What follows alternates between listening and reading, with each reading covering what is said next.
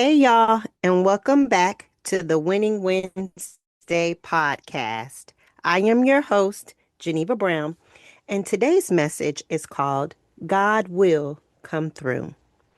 When did you realize that Jesus is Lord for yourself? Not because someone told you he is Lord, but because you experienced him for yourself, because you saw his sovereignty at work in your own life. So often we witness how the Lord moves in the lives of others and quietly wonder why it hasn't happened the same way for us. We compare testimonies, timing, and outcomes, not realizing that God is not partial. What he has done for one, he is able and willing to do for all of his children. But one truth we often struggle to accept is this: his timing is not like ours. We live in a world of constant results, quick answers, and immediate access. So when God says wait, it can feel confusing and even painful.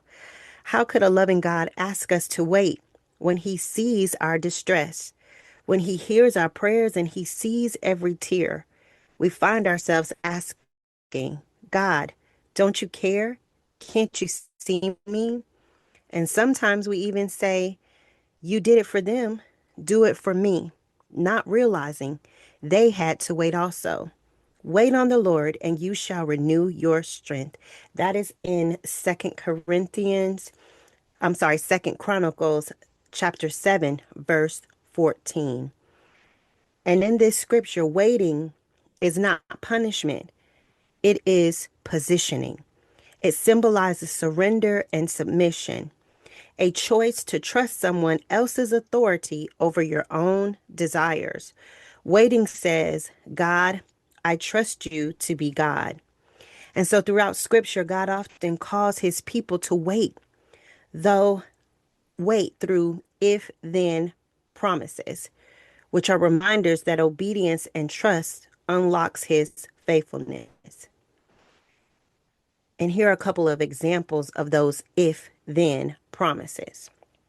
If you fully obey the Lord your God, then the Lord your God will set you high above all the nations on the earth.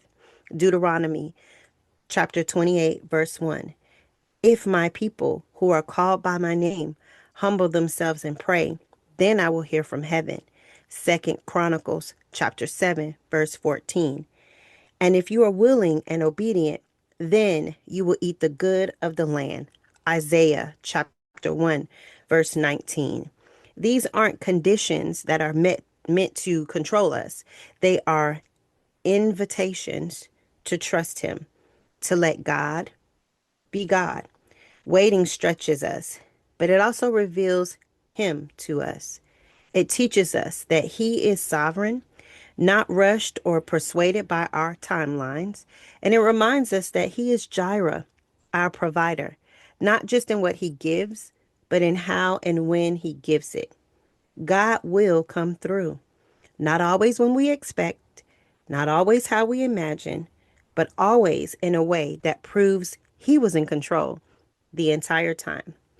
So if you're in a season of waiting, don't rush the process. Don't compare your journey. Instead, lean into the quiet work God is doing within you. Because sometimes the moment you truly see him as Lord is in the waiting. That is the Winning Wednesday word. If today's message has encouraged you in any way, would you consider sharing the Winning Wednesday podcast with someone today? Thank y'all for listening, and I'll see you in the next one.